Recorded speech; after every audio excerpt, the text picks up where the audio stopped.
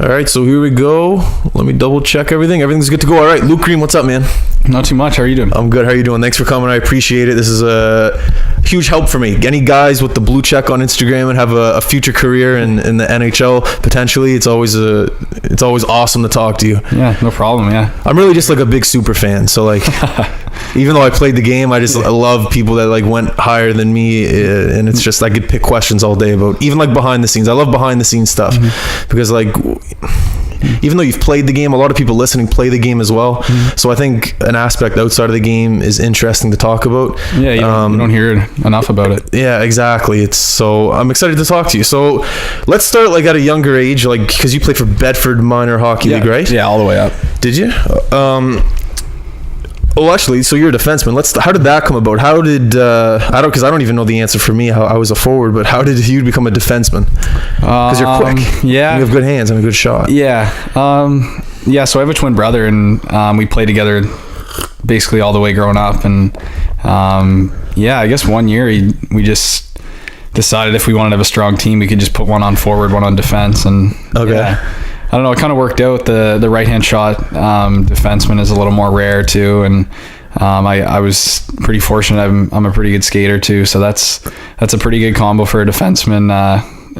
Yeah, I don't know. I guess that's really how it came about. It was just stronger teams growing up, and cool. We just wanted to kind of balance Matt and I out.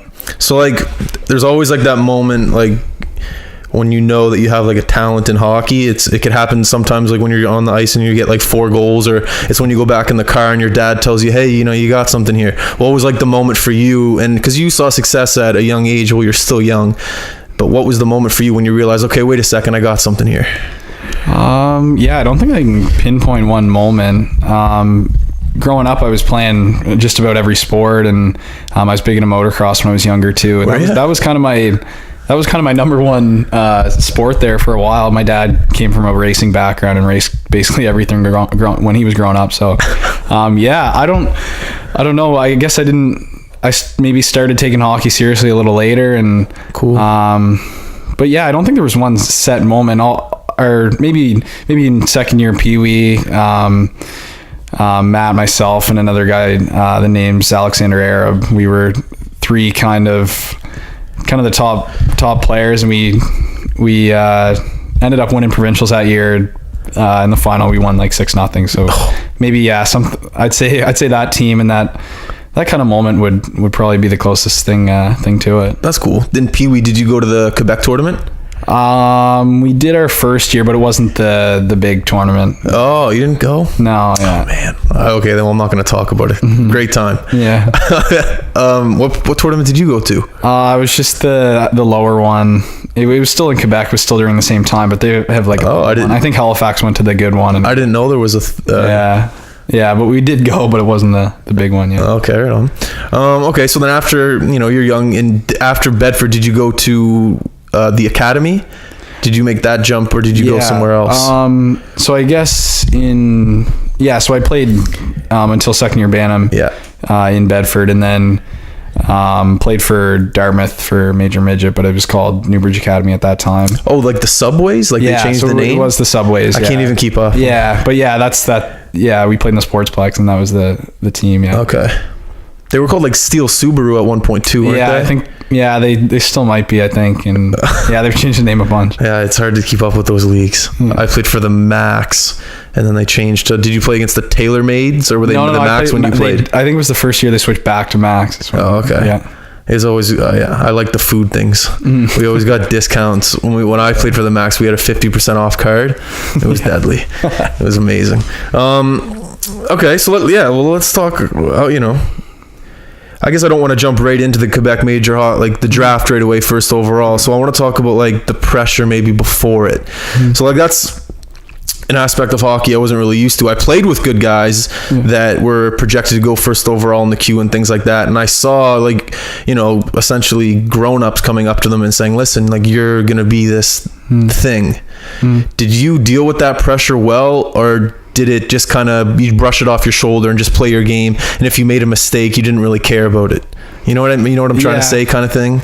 Did you feel the pressure, I guess? Yeah, I definitely did. I think a big help was always playing with my brother, and it was more of a competition, but kind of an eternal competition. Okay. Internal.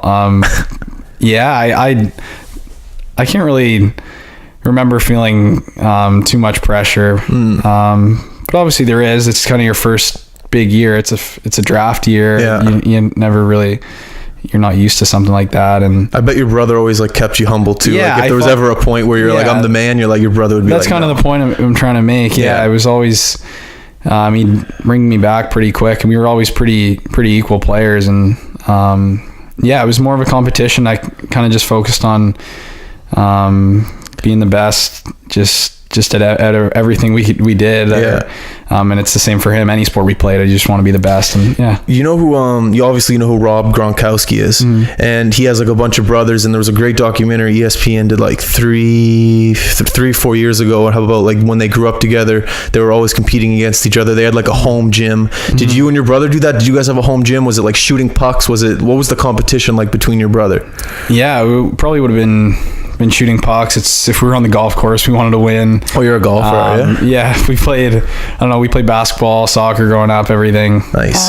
Who can score more goals? Who can put in more points? Yeah. It was fun, and that's something that most guys wouldn't have that we had, being twins. And I definitely, going back to the question, I definitely felt pressure, but if I ever got slipped out of line, he would put me back, I'd say. That's always good to hear. You mentioned other sports. Did you ever play any other sports competitively, or was it just hockey?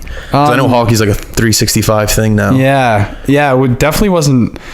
We didn't really start specifically summer training for hockey until probably later. I'd say going into second year Banna, maybe we started, and kids are starting in like Adam and Pee Wee now, but we'd always played soccer a lot. We were on the provincial team for a bit, and then the same for basketball. We were pretty high end players, and golf we played in provincials of that. I won when I was for the midget age group when I was like 14, but golf. Basically played everything and competitively, and then didn't start specifically training for hockey until a little later, I'd say. I love hearing that. Like I'm a huge believer in like the multi-sport athlete, only because Gretzky said it, because when he was younger he played lacrosse and baseball, I think, too. I don't know, I just think it's nice just to kind of get hockey out of your head a little bit and try something else, especially at a young age, because like it become at the age I'm at now, it's you're totally 360. Is that like in your contract and stuff with Winnipeg, like you can't do anything? Am I allowed to ask that? I'm sure it's kind of out there now that anything you're doing or any kind of activities that you're risking injury if you get hurt, it's not good for your contract. I was gonna say there was a guy, I forget, he used to play for Minnesota. I forget his name. Shepard. And he got hurt with the motocross. So I'm sure you know that already. Good. Yeah. That's funny. That's good to hear that you're multi-sport. I like that. I'm not a golfer myself. How long have you been golfing for? My parents put us in golf camps when we were about the same time we were starting in all those sports, around probably 6 or 7. I'd say. Oh. Yeah. Jesus, that's one sport I wish I could play. Terrible. I'm thankful that our parents did that, because if you're starting at this age, it's a little harder. Well, and even if you're a hockey player, you got to be a golfer too. I guess the stereotype. Well, if you play for Winnipeg soon, maybe not, because they're not going to be golfing anytime soon. True. We could also talk about that series at the end. I'd love to get your input on that. Okay, let's talk about the draft, the Q draft. Where was it the year you got drafted? It was in Sherbrooke. Oh, that's ironic.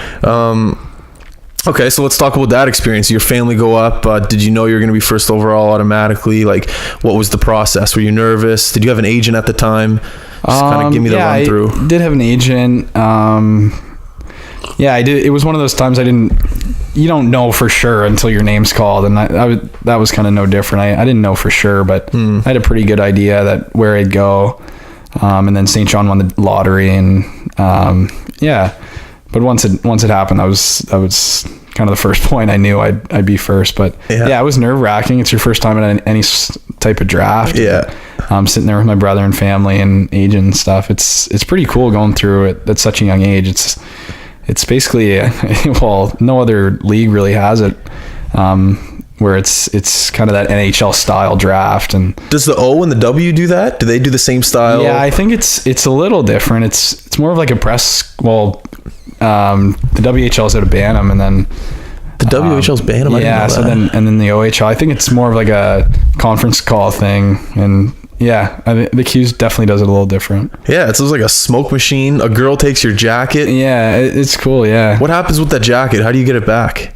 I think it's up in they put it in the box, or the team's press box. Oh, there's a team press box? Yeah, each team kind of has a box for reception after, and you got to go like shake hands and all the media stuff. Handshakes, yeah. Right on.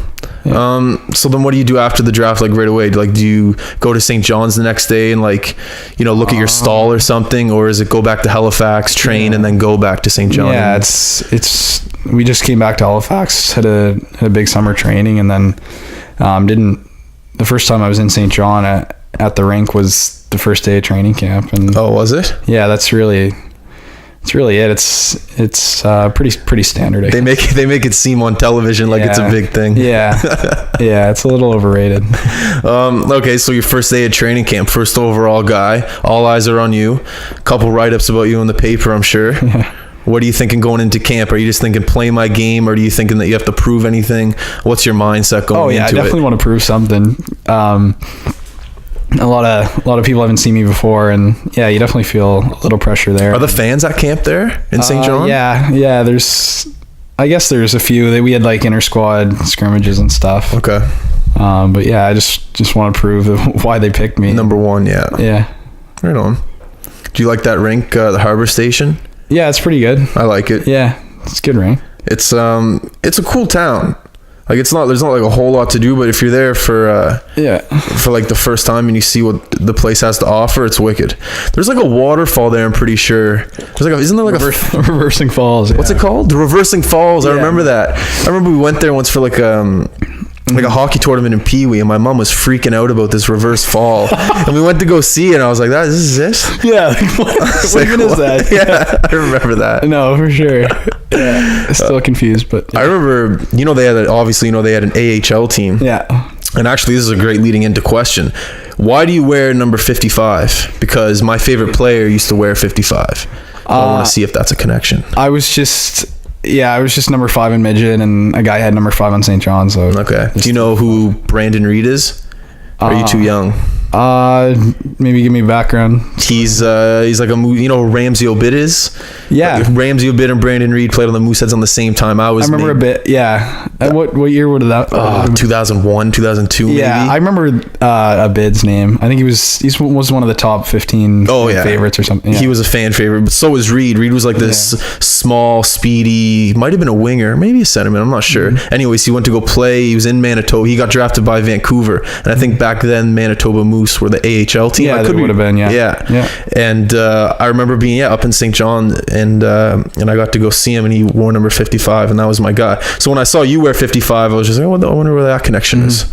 Yeah, a little different, I guess. But yeah. Right on. When you played up in actually no, I don't want to move on to that. I want to stick with the Q. So yeah, what about NCAA to Q?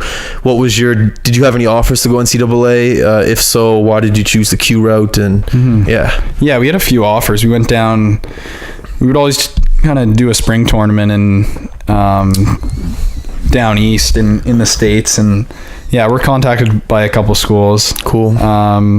Toward BU and Boston College and and Harvard, and we had a few offers there, but I guess the deciding factor would have been when we both got drafted to St. John, and we knew the GM Daryl Young, and Daryl Young, and it was close to home, and we definitely didn't know for sure as soon as the draft happened, but it just kind of all fell into place. Cool. Yeah, I bet that's a big thing with like the family being close to home. Mm-hmm. It's like, and how many times does St. John come to Halifax throughout the year? Yeah, it was 4. Yeah, so that's a big, that helps. It's a plus. When you come home, does the team like let you they let you go home and stuff and have dinner and stuff like that? They must. Yeah. Depending on if it's if we play the next day, then it's a quick turnaround. But if you have a couple days, cool. Yeah, for sure. So then you get traded to Sherbrooke, excuse me. So how's your French? What's your first thought? Like your process? Is it go home, pack? Is it call the parents? Is it what's it was a little different. So it was over the Christmas trade deadline. Oh, was it? So you're home already. So yeah, I kind of knew I'd be out of there. It was just kind of a mess. A couple of things changed in the organization. It was a bit of a bit of a mess, and then I got out of there for a few reasons, and I kind of knew, and I was excited for a fresh start. Okay, cool. I didn't know there was a bit of a mess in the organization. I don't want to get into that. Yeah, no, it's probably not good. Okay, fair enough. Actually, I want to talk to you about a teammate of yours that I'm fascinated by. I saw him. You might have even been playing in the game when he fought Kelly Bent. Yeah.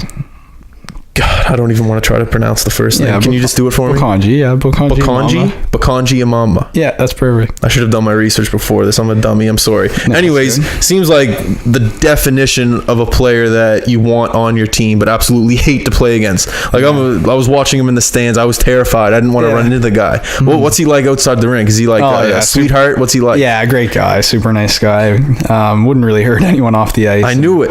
And then, I think he just... obviously when you're that big and he's a man. Yeah, you kind of have to play a certain style, but he's a great guy off the ice. That's awesome that he got who did he get drafted by? Tampa, and then he got traded to LA, I think. And then he played in the A this year for Ontario.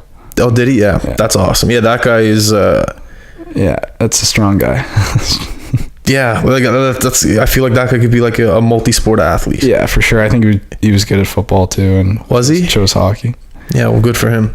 I wish the best. That's a guy who I'd love to have on here and talk to. He's a French guy, right? Yeah. Is his English good? English good. Yeah. How's your French, by the way? If you're not great. Yeah, not great. Did you go to what's that university? Bishops up there? Yeah, we didn't go, but it's right in Sherbrooke. How's that town? It's good, yeah. It's much better than St. John, but yeah, it's good. We got towards the end when we were in the second round of the playoffs, we were filling it every night, and that's awesome. Yeah, if the team's winning, they'll definitely come out and support. But if the team's losing, it's a little uglier. I asked Hardy this question, so I want to know your question as well. What's like one of the worst drinks in the queue that you just hate to play in? Yeah, it would have been definitely Bakemo or. Valdor. Rouen is really small. The ice surfaces are just not NHL size. Like in Bakemo, Rouen, even Drummondville almost they're all smaller, which is weird. Once you're in major junior, you'd think that every rink's kind of like the Metro Center, but it's really not. That must be terrifying. Like as a defenseman, like going like someone dumps the puck and you got to turn your back to the forechecker and knowing that you got to go into the boards that are like almost cement, and this guy could like run into you. Yeah, when I was 16, I played against Boko in Bakemo, and did you? He played there, and I think he dumped into my corner a few times, and it was definitely a little scary. Is there any rinks that you like just hate playing in? Like you don't have your groove in? Like when I was younger, like I was terrible in the Tassa rink, or like I forgot a piece of gear or something. Like I just never had my game. Is there a rink like that? Because you're out of the queue now, so I don't think you have to. Yeah. Yeah, probably those smaller rinks. It's just tougher. It's especially when you were in Bakemo, you were usually in Chicoutimi the night before, and that's an Olympic size rink. And you go from a huge ice surface with a ton of room to the smaller surface, and especially as a defenseman, you don't have as much time. And I'd just say the smaller rinks would be a little harder to play in. Oh man, that would be, especially because it's so much quicker the queue than Junior A. Like the guys that would be flying around, that would just. It'd be terrifying. What on the bus during these road trips? What kind of guy are you? Laptop? You book? You you play games on your phone or something? Yeah, I'm pretty quiet. I just watch movies and do schoolwork or something like that. And then, not the loudest guy. Can you sleep on the bus? I can't sleep on buses. Yeah, I wasn't as good at the start, but after 4 years, you get pretty good at it. When you were a rookie in St. John's, did you guys have like bad rookie treatment, or you guys were like, it's just pretty normal stuff? Yeah, just pretty. Because like you're the first overall guy, so it's just like you're coming into the team, but it's like, did you get any special treatment? Not really. No. That's good. Then you're fine, I guess. I found the better that you just, the more you fight it, the worse it gets. Yeah. You just got to be a good guy, and they usually get a little easier. When you were on the road, when you came to Halifax, how much did you love playing at that in the Metro Center in front of your family and friends? Yeah, that's great, especially that many people. Like, you just don't find that anywhere else in the league, really. And yeah, you're kind of, well, growing up in Halifax, the younger guys just, it helps the Q's reputation a lot to go out to a Mooseheads game and see that whole experience. But yeah, it's definitely a different place than a lot of places in the Q to play. And yeah, that's for example, like Baie-Comeau or something like that. It's just it's almost a different league. Yeah. But yeah, anytime you're in the Metro Center, I just loved it. Or Scotiabank Center, sorry. Yeah. I'll always call it the Metro Center. Yeah, same. Yeah, that's good then. Okay, well then, actually, what did I want to ask you there? Oh yeah, so let's talk about like the NHL Combine and stuff like that, and like pre-draft stuff. If that's cool with you, like, so these meetings that you go into, like, how many on average do you know? Like, how many teams are you going to meet with? Yeah, you get a schedule beforehand, and so your agent gives you one or something. Yeah, they actually, well, the central scouting service that runs the Combine would call everyone in, and you'd kind of one by one, and you get a schedule for the week and clothing and stuff. And then, so you did know who you were at what set times and what teams you were going to meet with. And so the meetings are just like in the hotel? Yeah, it was in Buffalo. So there was a hotel connected to the rink, and it was in all the press boxes in the ring. Okay, cool. You'd meet each team in a different one. So what's like your mindset going into them? It's just like, yeah, they're just going to ask questions. I'm just going to answer. You're obviously a little nervous. Don't lie. Yeah. Oh, definitely. Yeah. You're sweating buckets. Yeah. Yeah. You get a few different questions, but they're usually just all basic. Most of them have played the game too. And they're pretty smart guys.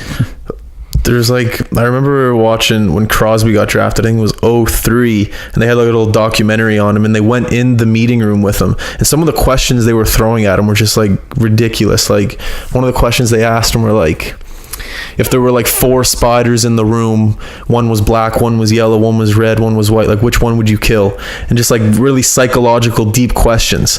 And I was wondering, I was just like, why are they asking these questions? So I wanted to know if like any weird questions were asked towards you, just like out of the book. I was kind of waiting for one of those, but yeah, not really.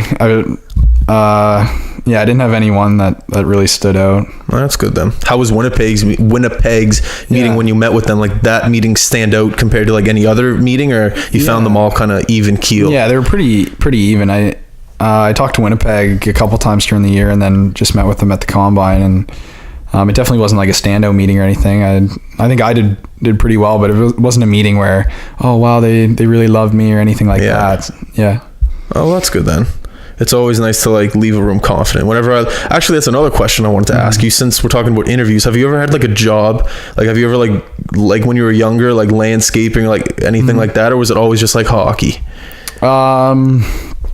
Yeah, not really. I'd help out at my dad's store a bit. And, you're laughing, man. But yeah, it wasn't like didn't really have a grindy job or anything. My brother and I do landscaping now, but yeah, that was just starting this summer. Yeah, that's wicked. Yeah, man. What does your dad do? Where does he own a store? In Bedford? Yeah, it's in Bears Lake. He just owns like a motorcycle dealership. Okay, cool. My mom owns a spa out in Bedford, Mud Raps. Cool. Yeah. Well, that's right on. The fact that you don't have a job, the fact that you can just focus on hockey is just like key. Yeah. Okay, so yeah, let's go back to the Combine. The actual workout. How intense was it?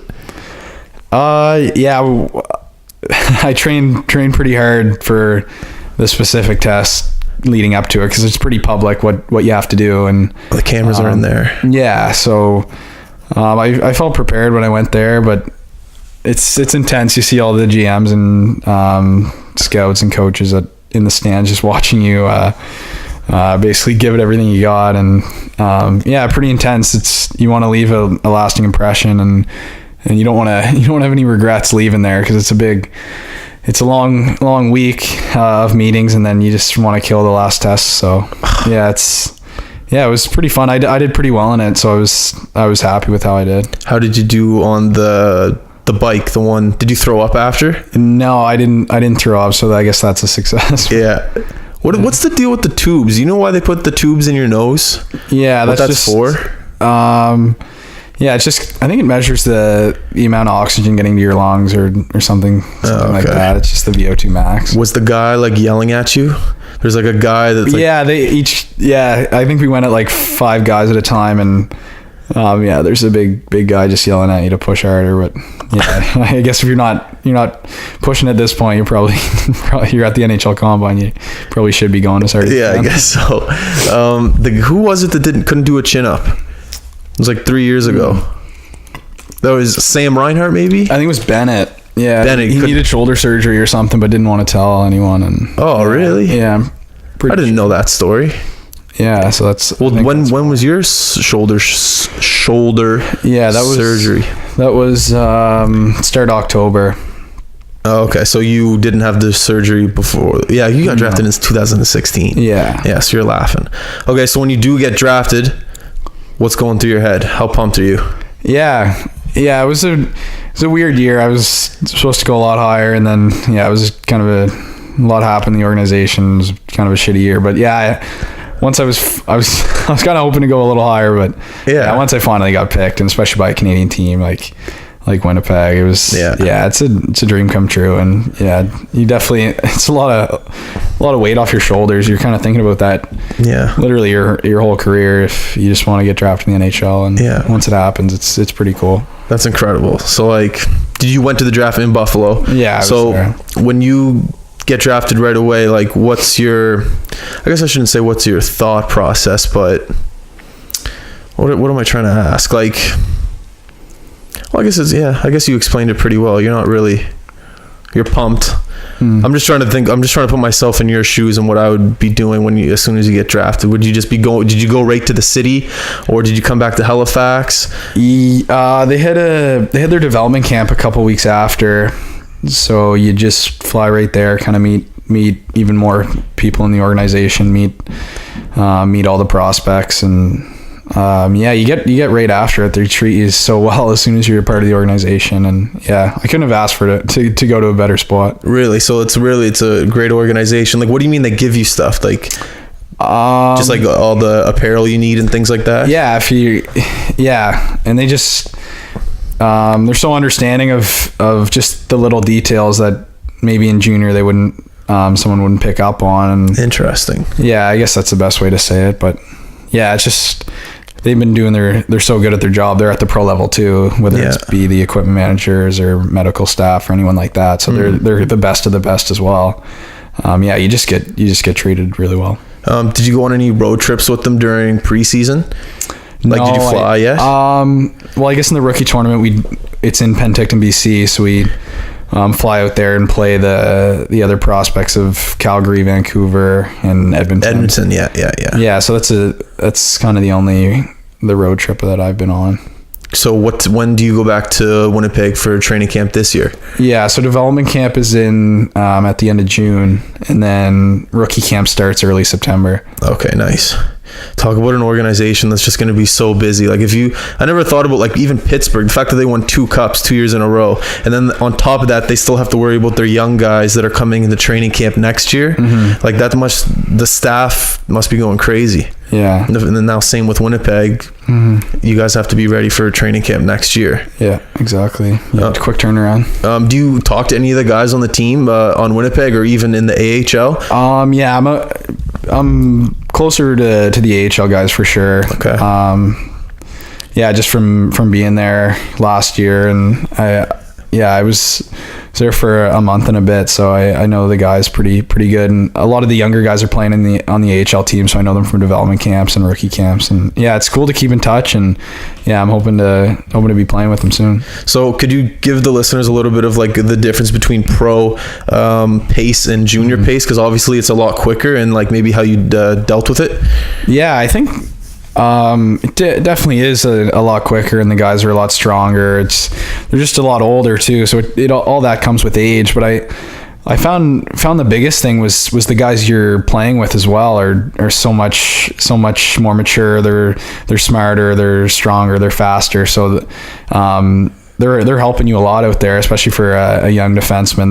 They're talking to you all the time, and it's obviously not easier than junior, but it's at some points it's easier to make a play because you can almost do it without looking. Like for experienced centermen or something. Yeah. I'm in the corner with the puck. They're telling me exactly what to do with it. So yeah, in a sense it can be easier, but obviously it's a jump for sure.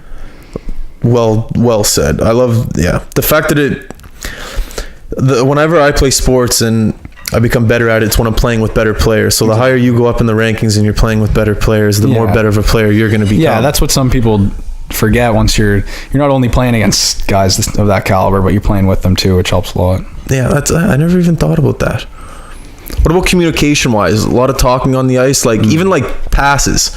A lot of snaps, a lot of like what about, were you on the power play at all up in, you can really determine the speed of a game when you're on the power play. Did you get any power play time up there? Yeah, maybe a couple shifts, but they had some pretty high offensive guys, and I got hurt there too at the start, so I didn't play too many games, but that's the biggest thing. It's a cliche how everyone says, oh, they talk so much to the next level, but it's so true. Like that just comes with how smart the guys are too. If you're not talking on the ice, you can't be a very smart player. So that's the biggest thing. The development in the A, where the coach is really good towards you. Like you're probably one of the younger players on the team. Were they great at like showing you the system and like kind of walking you through? Because I know if you're coming into a new team, did you halfway through the year or at the end of the year when you went? I was at the end of the year. So obviously you had to be, the systems you probably weren't aware of. Yeah. Were they good with like showing you right away? Yeah.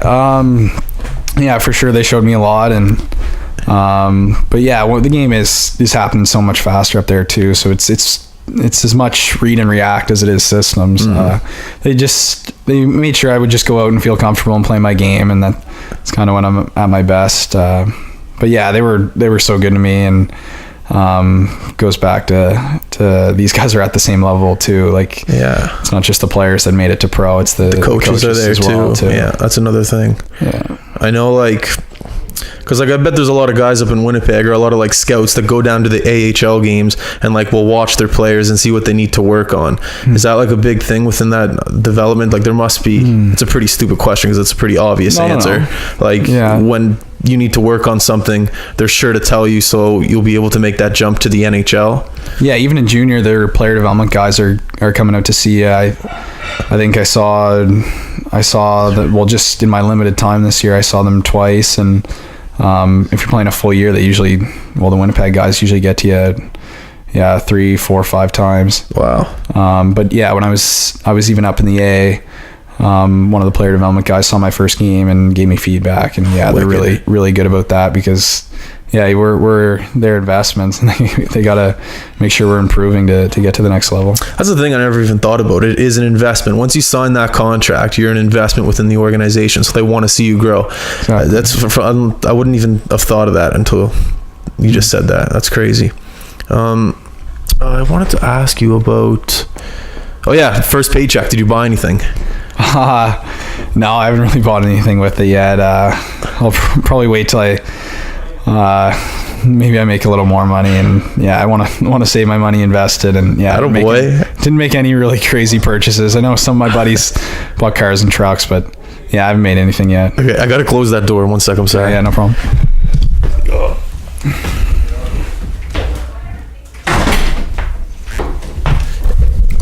So that's good. You didn't. What about like is there like, I know there's media training for the NHL, but is there like money training? Yeah, there is for sure, especially when you're at that level. You usually have an agent, and a good agency that has a financial department that helps you with your with all your financials, really. And it's not so much the team does that, it's more your agent, and I guess my parents in my case too. Yeah, definitely. I thought it would have been like the NHLPA or something like that, but no, that's good. I'm sure there is help there if you need it, but yeah. Do you ever see that documentary Going Broke? ESPN did it. I think it was a 30 for 30. It was like a bunch of football players and like basketball players. I'm not sure if I've seen that one, but it's so common in those sports. Oh yeah, those ESPN 30 for 30s are great. There's a bunch of them that are good. What was one I recently watched? Andre the Giant. You know who that guy is? The wrestler. I heard about it, but oh man, the guy was insane. The guy used to drink like a 2-4 a night or something like that, and just like go out and perform in front of 20,000 people a night. Incredible. Yeah, some of those are great. The arena in Winnipeg, did you get in there? Because there's a lot of people that say in the NHL is like a smaller rink, but it has like a crazier atmosphere. Yeah. Did you get to go like see a game or anything like that? And yeah, so in training camp, I was hurt, but the preseason games were still going, and I was still there, so I was watching from the press box, and yeah, even the preseason games were sold out, and yeah, they were rocking. So yeah, it's a pretty sweet spot to play. So talk about the fans there. Like, do they know who you are? Like, are they that loyal in Winnipeg? Like, yeah, they've invested in the team. Yeah, they definitely are. Even when the team wasn't doing so great, they were still filling the building or close to it, and. But yeah, it just shows with the whiteout and everything that's going on right now that they love their team so much and just appreciate how good they are this year. Are you staying up and watching the games? Yeah. Oh yeah, for sure. I can't do it. Yeah, I tend to. Yeah, I watch just watch their defensemen specifically, and that's kind of the level I want to get to, and yeah, it's just good to watch her every move, really. That's a great answer, because if you're watching those top 60, that could potentially be you one day. So why not learn? Yeah, exactly. So like, even when you go to the gym in the morning, you're still learning when you're at nighttime and you're watching these guys. Yeah, that's something I learned this year too. I was out for so long, but I was watching so much hockey. I've never watched so many Jets games in my life, really, until this year, and even NHL hockey in general. But you learn so much, and even watching our junior games. And then when I was back in the lineup after so much time off, I felt like I didn't miss a step, because I was just more knowledgeable than I ever have been, and my decisions were better. And yeah, even if you're sitting on your couch watching, you can still be getting better. Well said. Let's talk about knowledge in hockey in general. Who's a guy that maybe you mentored? Like, did you watch Lindstrom growing up? Who was the guy that you really, Just any. I would try to. I have good self-awareness. I kind of know what player I am, and that's. You kind of should by this age, but yeah, I watch right shot defensemen who have offensive ability, but are kind of also good on the defensive side. So I'd watch Doughty or Carlson or Letang or guys like that. I kind of watch guys that I think I can mold into. Obviously, they're amazing players, and but mold into over time. And yeah, you got to look at what the best in the game are doing if you want to learn. And yeah, I'd say those few guys. You have an amazing slap shot. Like, I was watching your highlight package today. Where did you like develop that shot? Was that through like practice at the rink, or was that something that you worked at home? Or both? Yeah, that was both. I think when I was in an Atom, I had a pretty hard shot. I was a bigger kid, I guess, and yeah, I took a lot of slap shots, and I could shoot it pretty hard from a young age, but yeah, I had to keep working on it. I think it was just more in practice. I'd shoot a lot. I'd shoot at home with my brother, and but yeah, it's a big part of the game if you want to generate offense if you're a defenseman. I just had another question about the slap shot. Okay, well, I'll go to my other question about when you're on the power play and you're at the point and you're on the power play and you're trying to get the puck towards the net. Are you looking to shoot it along the ice, knee high, or are you looking for like a deflection for like a forward in front of the net? Or are you sometimes looking for like a bounce off the back of the boards in front of the net? Because I had a great defenseman that I played with when I was younger, Dylan King, and he was just incredible at what he did from the point on the power play. So I want to know what you look for when you're on the point in these situations.